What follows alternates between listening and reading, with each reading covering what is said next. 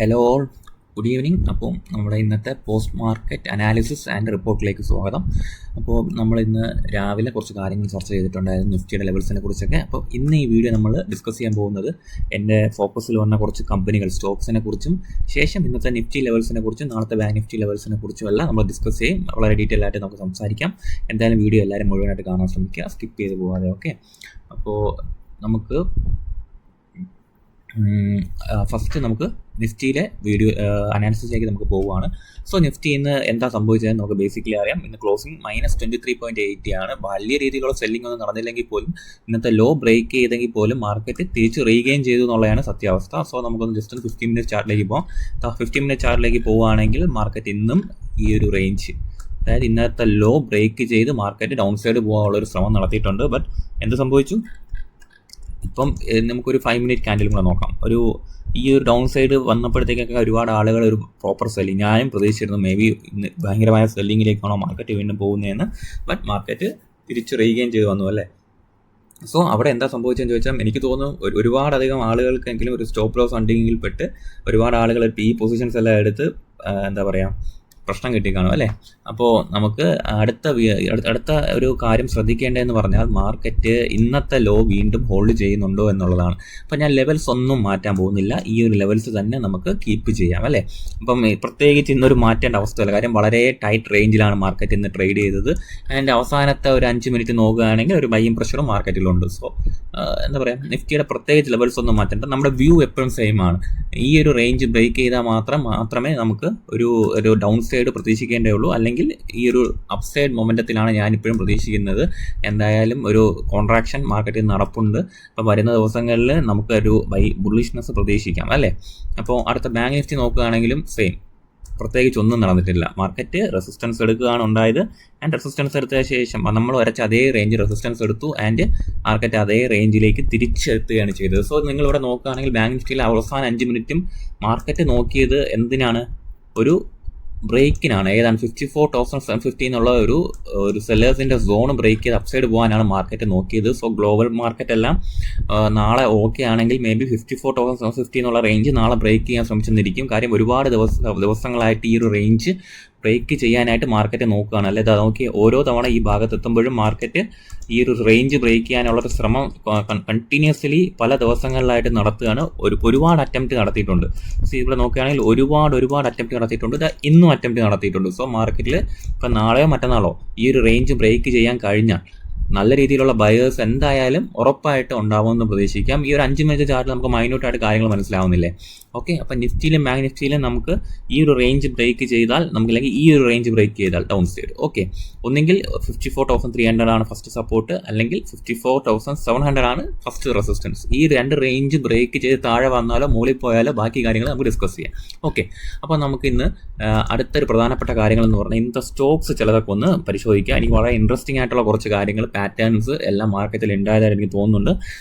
Overall നോക്കുകയാണെങ്കിൽ നമുക്ക് swing trade ചെയ്ത് കാശുണ്ടാക്കാൻ വലിയ ബുദ്ധിമുട്ടുള്ള ഒരു മാർക്കറ്റ് തന്നെയാണ്.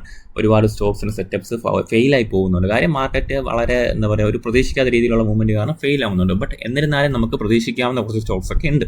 ഓക്കെ, അപ്പോൾ അതേ മുന്നേ നമുക്ക് ഇന്നത്തെ ടോപ്പ് ഗെയിനേഴ്സ് ഏതൊക്കെയാണെന്ന് നോക്കാം. ഇന്നത്തെ ടോപ്പ് ഗെയിനേഴ്സ് എന്ന് പറയുന്നത് JSW steel, UltraTech cement, Adani ports, Tata Motors, Hindalco തുടങ്ങിയ കമ്പനികളാണ് ഇന്നത്തെ ടോപ്പ് ഗെയിനേഴ്സ് ആയിട്ട് വന്നത്. ഹിന്ദാൽക്കോയുടെ കാര്യം നമ്മൾ ഇന്നലെ വൈകിട്ട് ഡിസ്കസ് ചെയ്തിട്ടുണ്ടായിരുന്നു. ടോപ്പ് ലൂസേഴ്സ് ആയിട്ട് വന്നത് ഇൻഡിഗോയും ITCയും എയർടെലും ട്രെൻഡ്, ടൈറ്റൻ കമ്പനി. എയർടെലിൻ്റെ കാര്യം നമ്മൾ ഡിസ്കസ് ചെയ്തിട്ടുണ്ടായിരുന്നു. എയർടെലിൽ നമുക്കൊരു സപ്പോർട്ട് റേഞ്ച് വരച്ച് വെച്ചിട്ടുണ്ട്. സോ ആ റേഞ്ചിലേക്ക് വരുമെന്ന് നമുക്ക് പ്രതീക്ഷിക്കാം. ഓക്കെ, അപ്പം അടുത്തിനി നമുക്ക് ഇന്ന് എൻ്റെ ഫോക്കസിൽ വന്ന കമ്പനികളും വരുന്ന ദിവസങ്ങളിലേക്കും ശ്രദ്ധിക്കേണ്ട കുറച്ച് കാര്യങ്ങളും നമുക്ക് നോക്കാം. So first stock good luck India. ഞാൻ പേഴ്സണലി ഹോൾഡ് ചെയ്യുന്ന ഒരു കമ്പനിയാണ് ഗുഡ് ലക്ക് ഇന്ത്യ. നമ്മുടെ ഗ്രൂപ്പിൽ നമ്മൾ നേരത്തെ അറിയിച്ചിട്ടുണ്ടായിരുന്നു. ഞാൻ തോന്നുന്നു 1097 ഈ ഒരു റേഞ്ചിലാണ് നമ്മൾ ബൈ ചെയ്തത്. ശേഷം മാർക്കറ്റ് അപ്സൈഡ് പോയിട്ടുണ്ടായിരുന്നു ഗുഡ് ലക്കിൽ ആൻഡ് തിരിച്ച് നല്ലൊരു സെല്ലിംഗ് പ്രഷർ. അത് ഫണ്ടമെൻ്റലി ഉള്ള ഒരു പ്രശ്നം കാരണം ഗുഡ് ലക്കിൽ വന്ന ഒരു അനൗൺസ്മെൻറ്റ് കാരണം ഡൗൺ സൈഡ് വന്നിട്ട് മാർക്കറ്റ് ആ ഒരു സെല്ലിംഗ് പ്രഷർ മാർക്കറ്റ് അബ്സോർബ് ചെയ്ത് തിരിച്ച് കയറുകയാണ് ഉണ്ടായത്. സോ നമുക്ക് വരുന്ന ദിവസങ്ങളിൽ ഗുഡ് ലക്ക് ഇന്ത്യ ഒരു വാച്ച് ലിസ്റ്റ് ഇട്ടേക്കാം. ആൻഡ് ഈ ഒരു ഓൾ ടൈം ഹൈ ബ്രേക്ക് ചെയ്യാൻ കഴിയുമോ എന്നുള്ള കാര്യമല്ല നമുക്ക് വരുന്ന ദിവസങ്ങളിൽ കാണാം. ഗുഡ് ലക്ക് ഇന്ത്യ ഒരു 915 അല്ലെങ്കിൽ 950 റേഞ്ചിന് താഴെ മുകളിലാണ് ഗുഡ് ലക്ക് ഇന്ത്യ ട്രേഡ് ചെയ്യണമെങ്കിൽ ഓക്കെ സ്ട്രോങ് ആയിട്ട് നിൽക്കാനാണ് സാധ്യത. ഓക്കെ, അടുത്ത സ്റ്റോക്ക് എൻ്റെ വാച്ച് ലിസ്റ്റിലുള്ളത് IGL ആണ്. IGL നോക്കുകയാണെങ്കിൽ തന്നെ കാണാം, കണ്ടില്ലേ ഈ ഒരു റേഞ്ചിലുള്ള പ്രത്യേകത ഉണ്ടല്ലോ, ഈ ഒരു ക്യാൻഡിൽ കണ്ടില്ലേ, ഈ ഒരു ക്യാൻഡിൽ എന്താ സൂചിപ്പിക്കുന്നത് 199 to 200 റേഞ്ചിൽ നല്ല രീതിയിൽ ബയേഴ്സ് ഉണ്ടെന്നും ഒരിക്കൽ ഈ 199 ബ്രേക്ക് ചെയ്തപ്പോഴത്തേക്കും അപ്സൈഡ് പോയ ഒരു സൂചനയാണ്. ആ ഒരു ക്യാൻഡിൽ സ്റ്റിക് പാറ്റേൺ ഫ്ലെക്സിബിൾ ആണ് അല്ലേ. ഒരുപാട് തവണ ഈ 2 തവണയും ഈ 199 താഴെ വന്നപ്പോഴത്തേക്കും മാർക്കറ്റ് നല്ല രീതിയിലുള്ള ബൈയിങ് പ്രഷർ തന്ന് ഈ ഒരു റേഞ്ച് 200 റേഞ്ചിന് മുകളിൽ IGL എന്ന് പറഞ്ഞ സ്റ്റോക്കിനെ ട്രേഡ് ചെയ്യിച്ചിട്ടുണ്ട്. സോ അതുകൊണ്ടാണ് ഞാൻ ഈ സ്റ്റോക്ക് ഈ ഒരു റേഞ്ചിൽ എത്തിയപ്പോഴത്തേക്ക് എൻ്റെ ഫോക്കസിൽ ഇട്ടത്. ആൻഡ് മാർക്കറ്റിൽ ഈ ഒരു ക്യാൻഡിൽ സ്റ്റിക് പാറ്റേൺ നോക്കുകയാണെങ്കിൽ 200 റേഞ്ചിന് മുകളിൽ ഒരു അപ്സൈഡ് ഒരു എന്താ പറയുക ഒരു ബുള്ളിഷ് പ്രസൻസ് നമുക്ക് ഇവിടെ കാണാം. ബയേഴ്സിൻ്റെ ഒരു സ്ട്രെങ്ത് ഈ ഭാഗത്തുള്ളതായിട്ട് എനിക്ക് തോന്നുന്നുണ്ട്. സോ നിങ്ങൾ നോക്കുകയാണെങ്കിൽ അറിയാം ഈ റേഞ്ച് എത്തിയത് തന്നെ മാർക്കറ്റ് അപ്സൈഡ് മൊമെൻറ്റം കാണിക്കുന്നുണ്ട്. സോ 219 220 റേഞ്ചിലോട്ടൊക്കെ IGL പോകാനാണ് ഞാൻ പ്രതീക്ഷിക്കുന്നത്. സോ ഞാനിത് സ്റ്റോക്ക് വാച്ച് ലിസ്റ്റ് ഇട്ടിട്ടുണ്ട്, നമുക്ക് നോക്കാം എൻട്രി കാര്യ സാധ്യതകളെല്ലാം ടെലിഗ്രാം ഗ്രൂപ്പിൽ ഞാൻ അപ്ഡേറ്റ് ചെയ്യുന്നതായിരിക്കും. അടുത്ത സ്റ്റോക്ക് ഹിന്ദാൽക്കോയാണ്. ഹിന്ദാൽക്കോ നമ്മൾ ഇന്നലെ ഡിസ്കസ് ചെയ്തിട്ടുണ്ടായിരുന്നു, ഞാൻ ഒരു മൊമെൻറ്റം പ്രതീക്ഷിക്കുന്നുണ്ട് ഹിന്ദാൽക്കോയിൽ. സോ അപ്പോൾ ഇന്നൊരു ഗ്യാപ്പ് അപ്പ് ഓപ്പണിംഗ് ആയിട്ട് തുടങ്ങുകയും 770 ആണ് ഇന്നത്തെ ഹൈ വരെ പോയത്. ഓക്കെ, 750 770 വരെ ഹൈ വരെ പോയിട്ട് ഈ സ്റ്റോക്ക് ഒരു എന്താ പറയുക ഒരു സെല്ലിംഗ് പ്രഷറോടെ ക്ലോസ് ചെയ്തിട്ടുണ്ട്. സോ നമുക്ക് വാച്ച് ചെയ്യാം ഹിന്ദാൽക്കോയുടെ മൊമെൻറ്റം എങ്ങനെയായിരിക്കുമെന്ന്. ഇപ്പം ഒരു 770 ഒരു നല്ല രീതിയിലുള്ള സെല്ലിംഗ് പ്രഷർ മാർക്കറ്റ് അഭിമുഖീകരിക്കുന്നുണ്ട് ഹിന്ദാൽക്കോ എന്ന സ്റ്റോക്ക്. അപ്പോൾ അത് തുടരുമോ ഇല്ല എന്നുള്ളത് നമുക്ക് വരുന്ന ദിവസങ്ങളിൽ കാണാം. അടുത്ത സ്റ്റോക്ക് നമ്മൾ ഇന്ന് രാവിലെ ഡിസ്കസ് ചെയ്തതാണ് വോക്ക് ഫാർമ എന്ന് പറഞ്ഞ കമ്പനി.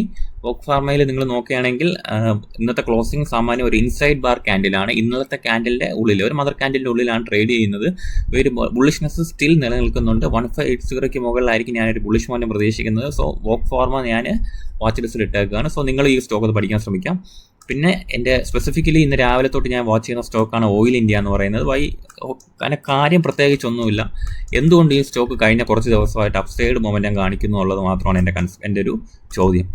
ഈ മാർക്കറ്റ് ഇത്രയും ക്രാഷ് ചെയ്ത് നിൽക്കുമ്പോഴും അല്ലെങ്കിൽ ഒരു വീക്കായ സ്റ്റോക്ക് ആണെങ്കിൽ ഈ സ്റ്റോക്ക് മാക്സിമം ഡൗൺ സൈഡ് പോകേണ്ടതല്ലേ ഈ കഴിഞ്ഞ ക്രാഷിലെല്ലാം. ബട്ട് ഇവിടെ എന്തുകൊണ്ട് ബയേഴ്സ് നിൽക്കുന്നു, അതാണ് എൻ്റെ ചോദ്യം.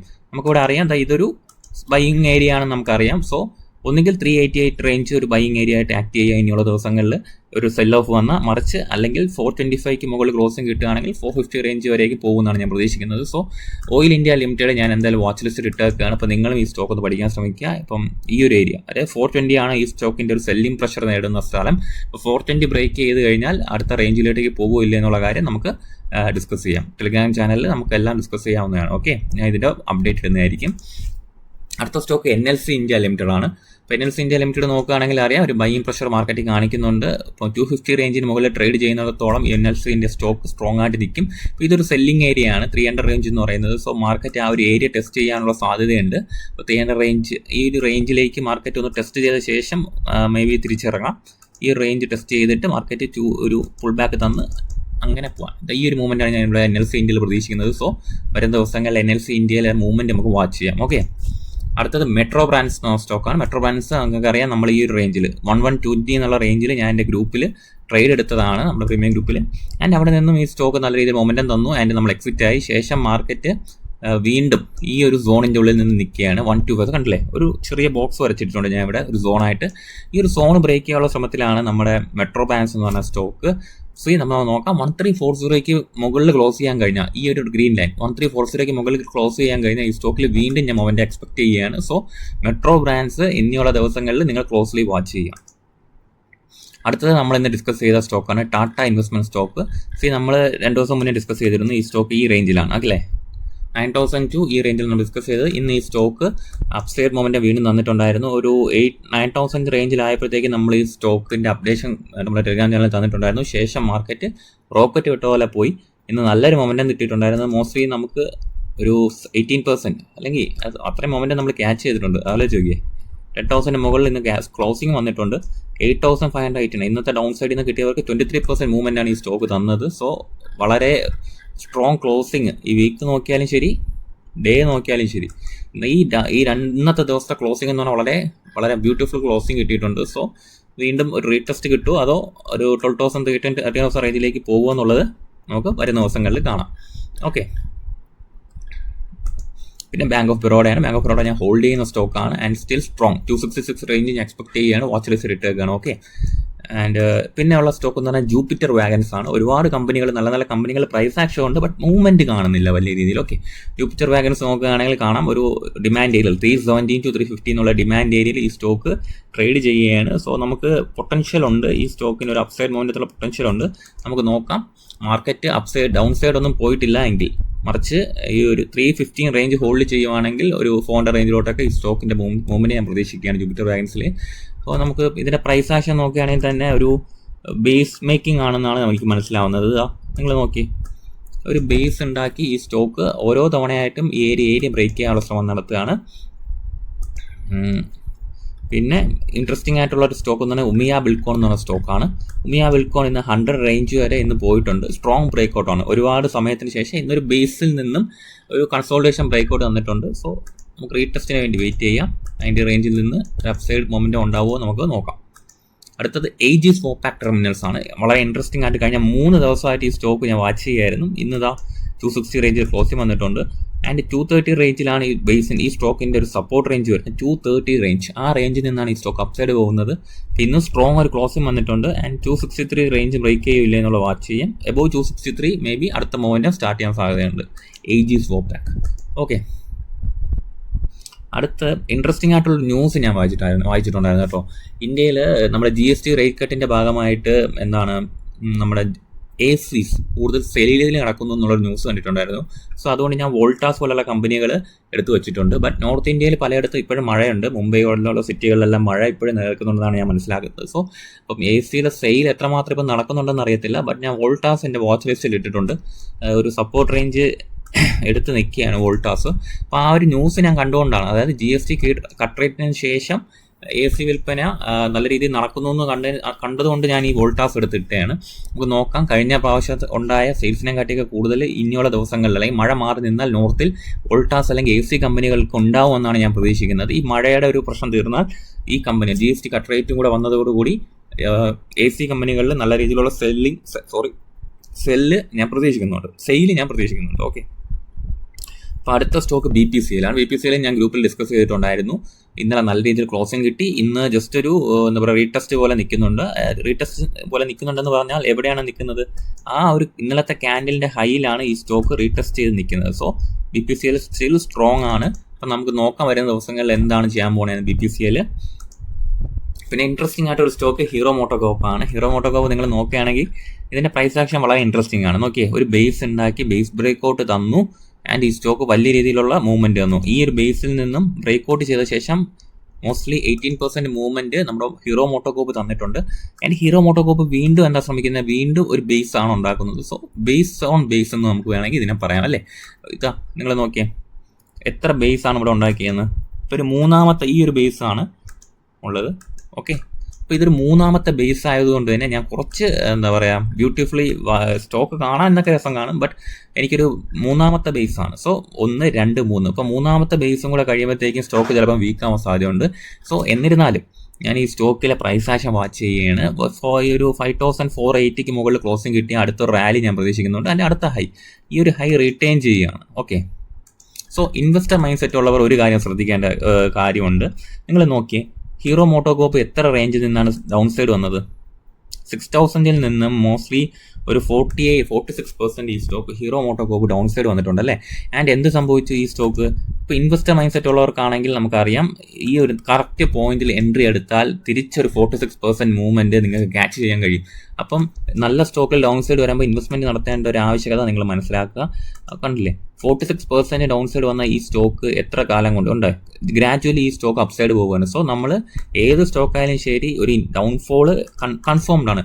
അപ്സൈഡ് മാത്രമല്ലല്ലോ മാർക്കറ്റിനുള്ളത്, ഒരു ഡൗൺഫോളും ഉണ്ടാവും. ബട്ട് നമ്മൾ നല്ല ബേസിൽ ഈ ഓരോ സ്റ്റോക്ക് വാങ്ങി ഹോൾഡ് ചെയ്താൽ നമുക്ക് നല്ല രീതിയിലുള്ള ഒരു റിട്ടേൺ ഓരോ സ്റ്റോക്കും തരും. സോ അതിൻ്റെ ഒരു എക്സാമ്പിളാണ് ഹീറോ മോട്ടോകോപ്പ്. നിങ്ങൾ നോക്കിയേ, സ്റ്റോക്ക് ഒന്ന് വാച്ച് ചെയ്താൽ നിങ്ങൾക്കറിയാം, നല്ല രീതിയിൽ ഡൗൺ സൈഡ് വന്ന ശേഷം ഒരു ബേസ് ഉണ്ടാക്കി ആ ബേസിൽ നിന്നും ബ്രേക്ക് ഔട്ട് ചെയ്ത ശേഷം എത്രയോ ദിവസങ്ങൾ കൊണ്ട് മാർക്കറ്റ് നമുക്ക് റിട്ടേൺ തരികയാണ്. സോ അതിൻ്റെ ഇടയിൽ ഒരു സ്റ്റോക്ക് വാങ്ങിക്കഴിഞ്ഞാൽ അതിൻ്റെ ഇടയിൽ കൺസോൾട്ടേഷൻ കാണും ആൻഡ് പുൾ ബാക്ക് കാണും. ഇതെല്ലാം നമ്മൾ മനസ്സിലാക്കി ട്രേഡ് ചെയ്ത് കഴിഞ്ഞാൽ നമുക്ക് പല സ്റ്റോക്കിൽ നിന്നും നല്ല രീതിയിൽ റിട്ടേൺ ഉണ്ടാക്കാം. അതിൻ്റെ ഒരു പ്രധാന എക്സാമ്പിളാണ് ഹീറോ മോട്ടോകോപ്പ്. ഇപ്പോൾ ഇൻവെസ്റ്റ്മെൻറ്റ് ചെയ്യുന്ന ആളുകൾ ചിന്തിക്കേണ്ട ഒരു പ്രൈസ് ആക്ഷനാണ് ഞാനിവിടെ സൂചിപ്പിച്ചത്. ഓക്കെ, ആൻഡ് 5470 നമ്മൾ ഈ സ്റ്റോക്കിലേക്ക് തിരിച്ചു വരികയാണെങ്കിൽ 5470 മുകളിൽ ക്ലോസിംഗ് തന്നാൽ നെക്സ്റ്റ് ടാർഗറ്റ് 6240 വരെയൊക്കെ ഈ സ്റ്റോക്കിൽ ഒരു മൊമെൻറ്റം കിട്ടാൻ സാധ്യതയുണ്ടെന്നാണ് എനിക്ക് തോന്നുന്നത്. സോ ഇതെല്ലാം ഒരു റെക്കമെൻഡേഷൻ അല്ല, മറിച്ച് നമ്മുടെ സ്റ്റഡി പർപ്പസിന് വേണ്ടി ഞാൻ വാച്ച് ലിസ്റ്റ് ഇട്ടേക്കുന്ന സ്റ്റോക്കുകൾ നമ്മൾ എക്സ്പ്ലെയിൻ ചെയ്ത് തരികയാണ്. ഓക്കെ, അപ്പോൾ നിങ്ങൾക്കും ഇത് പഠിക്കാം. ആൻഡ് നിങ്ങളുടെ വ്യൂസ് എന്തെങ്കിലും അല്ലെങ്കിൽ ഡൗട്ട്സ് ഉണ്ടെങ്കിലൊക്കെ എനിക്ക് പേഴ്സണലി മെസ്സേജ് ചെയ്യാം. നമുക്ക് എല്ലാ കാര്യവും ഡിസ്കസ് ചെയ്യാവുന്നതാണ്. ഓക്കെ, അപ്പോൾ അടുത്ത സ്റ്റോക്കാണ് വളരെ ഇമ്പോർട്ടൻറ്റ്, വാറി എനർജീസ് എന്നുള്ള സ്റ്റോക്ക്. അപ്പോൾ നോക്കിയാൽ US നിന്നുള്ളൊരു ന്യൂസ് വന്നിട്ടുണ്ടായിരുന്നു, നമ്മുടെ US വാറി എനർജീസ് അന്വേഷണം നേടുന്നു എന്നുള്ളത്. അപ്പോൾ അതിൻ്റെ പേരിലാണ് ഈ സ്റ്റോക്ക് നല്ല രീതിയിൽ അപ്സൈഡ് പോയിക്കൊണ്ടിരുന്ന സ്റ്റോക്ക്. അതിൻ്റെ ആ ഒരു ഒറ്റ ന്യൂസിൻ്റെ പേരിൽ US നടന്ന ആ ഇതിൻ്റെ പേരിൽ ഒരു എൻക്വയറിയുടെ പേരിൽ ഈ സ്റ്റോക്ക് നല്ലൊരു ഗ്യാപ് ഡൗൺ തന്നിട്ടുണ്ടായിരുന്നു. ബട്ട് ഗ്യാപ് ഡൗണിൽ നിന്ന് ഈ സ്റ്റോക്ക് സപ്പോർട്ട് എടുത്ത് തിരിച്ചു കയറാനുള്ള ശ്രമം നടത്തുകയാണ്. നിങ്ങൾ നോക്കുകയാണെങ്കിൽ അറിയാം, ഇതൊരു ഡിമാൻഡ് ഏരിയ ആയിട്ട് വർക്ക് ചെയ്യണം അല്ലേ. ആൻഡ് ഇവിടെ ഒരു ട്രെൻഡ് ലൈൻ സപ്പോർട്ടും രൂപപ്പെട്ടിട്ടുണ്ട്. സോ നമുക്ക് വാറി എനർജീസ് ഞാൻ വരുന്ന ദിവസങ്ങളിൽ വാച്ച് ലിസ്റ്റിൽ ഇട്ടേക്കാണ്. മേ ബി ഈ ഒരു 3879 എന്നുള്ള ആ ഒരു ഹയർ ഹൈ റീഗെയിൻ ചെയ്യാനായിട്ട് വാറി എനർജീസ് ശ്രമിക്കില്ല എന്നുള്ളതാണ് പ്രധാനപ്പെട്ട ചോദ്യം. അപ്പോൾ നമുക്ക് നോക്കാം. ഇന്നത്തെ ക്ലോസിംഗ് വളരെ നല്ല രീതിയിലുള്ള ക്ലോസിംഗ് ആയിരുന്നു. 3328 എന്നുള്ളത് നല്ല രീതിയിൽ ക്ലോസിംഗ് ആണ്. ഈ ബെയറിഷ് ക്യാൻഡലിൻ്റെ ഒരു 3/4 മുകളിൽ ഈ വാറി എനർജീസ് ക്ലോസ് ചെയ്യാനും കഴിഞ്ഞിട്ടുണ്ട്. സോ അപ്പോൾ ഇത്രയും ഇൻട്രസ്റ്റിംഗ് ആയിട്ടൊരു സ്റ്റോക്ക് അല്ലെങ്കിൽ പ്രൈസ് ആക്ഷൻ വാറി എനർജീസിൽ നിലനിൽക്കുന്നുണ്ട്. സോ ഇത്രയും സ്റ്റോക്സ് നിങ്ങളൊന്ന് പേഴ്സണലി ഇട്ട് പഠിക്കാൻ ശ്രമിക്കുക.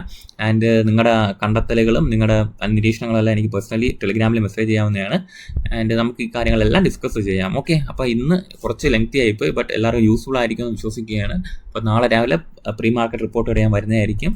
അപ്പം താങ്ക് യു.